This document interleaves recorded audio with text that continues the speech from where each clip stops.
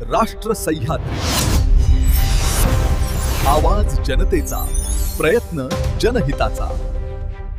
राहुरी तालुक्यातील कोल्हार खुर्द येथील हॉटेल प्रसाद जवळ सोमवारी दिनांक 7 रोजी सायंकाळी सुमारे 4 वाजण्याच्या सुमारास एसटी महामंडळाच्या बसने विरुद्ध दिशेने येत इंडिका व्हिस्टा कारला जोरदार धडक दिल्याची घटना घडली आहे।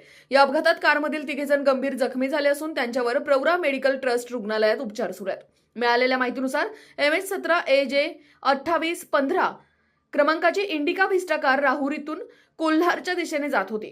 त्यावेळी पुण्याकडे जाणाऱ्या सिंदखेडा पुणे मार्गावरील MH14 LX 9818 क्रमांकाच्या एसटी बसने कारला समोरून धडक दिली। स्थानिक नागरिकांच्या म्हणण्यानुसार कोल्हार राहुरी मार्गावरील खड्डे चुकवण्यासाठी बस चालक विरुद्ध दिशेने वाहन चालवत होता, त्यामुळे समोरून येणाऱ्या कार चालकाला बसचा अंदाज न आल्याने हा अपघात घडल्याचा दावा नागरिकांनी केलाय। अपघातानंतर बस चालक घटनास्थळावरून पसार झाल्याचं सांगण्यात आलं। जखमींना निखिल भोसले व रवी देवगिरे यांच्या रुग्णवाहिकेतून तातडीने प्रवरा मेडिकल ट्रस्ट रुग्णालयात दाखल करण्यात आले। या अपघातात राजू शेख, कदीर शेख व नजीर गुलाब सय्यद राहणार ममदापूर हे गंभीर जखमी झाले असून त्यांची प्रकृती चिंताजनक असल्याचं समजतंय। अपघातामुळे काही काळ वाहतुकीची कोंडी झाली होती। JCBच्या सहाय्याने अपघातग्रस्त वाहने रस्त्याच्या बाजूला करून वाहतूक सुरळीत करण्यात आली। घटनेची माहिती मिळताच राहुरी पोलीस ठाण्याचे पोलीस निरीक्षक रवींद्र देशमुख हे पोलीस पथकासह घटनास्थळी दाखल झाले। या प्रकरणाचा पुढील तपास राहुरी पोलीस करत आहेत।